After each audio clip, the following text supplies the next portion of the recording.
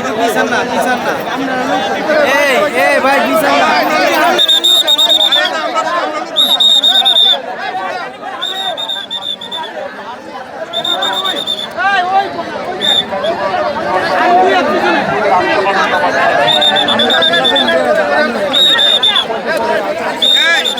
সবাই বসে থাকো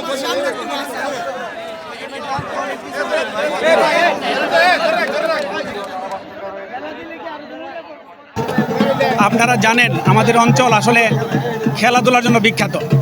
আমাদের মানুষজন এত খেলা প্রিয়, যে কোনো একটা টুর্নামেন্ট হলে হাজার হাজার মানুষ একসাথে মানে দেখার জন্য আসে। এবং বিভিন্ন সময়ে আমি দেখতে পেয়েছি যে আমাদের যখন আমরা টুর্নামেন্ট করতে যাই তখন প্রচুর আমাদের এলাকার যেমন খেলোয়াড় আছে, সংগঠক আছে এবং সেরকম দর্শক আছে।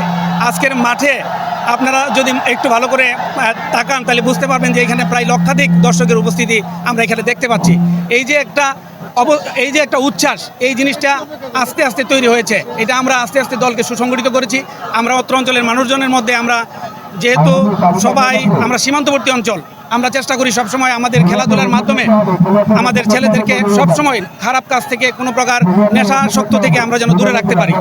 আমি আসলে আজকে অভিভূত, সুন্দর একটি এই খেলাতে অংশগ্রহণ করতে পেরে, এখানে আসতে পেরে খুবই ভালো লাগছে আমার। জানেন যে আমি দুইটা স্টেডিয়ামের জন্য অ্যাপ্লাই করেছিলাম, একটা কসবাতে আর একটা আখাউড়াতে। দুইটা স্টেডিয়ামে অ্যাপ্রুভাল পেয়েছে এবং কিছুদিন আগেই সংশ্লিষ্ট মন্ত্রণালয় থেকে লোকজন এসে আমাদের এলাকা ভিজিট করে গেছে।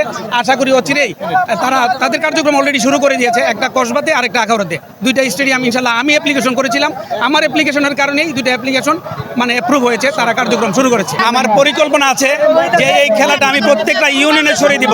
ব্রাহ্মণবাড়িয়া জেলার টোটাল 101টা ইউনিয়ন, প্রত্যেকটা ইউনিয়নে একটা করে মাঠ করার জন্য আমি আবেদন করেছি।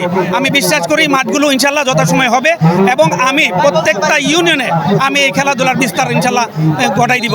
আপনারা জানেন ব্রাহ্মণবাড়িয়াতে প্রায় 36 লক্ষ লোকের বাস, সুতরাং এই অঞ্চলটাকে মানে খেলাধুলা দিয়ে মানুষকে যেভাবে মাদক থেকে দূরে রাখা যায়, যেভাবে মানে ক্রাইম থেকে দূরে রাখা যায়, সেই জন্য আমরা কাজ করে যাচ্ছি। বানি দে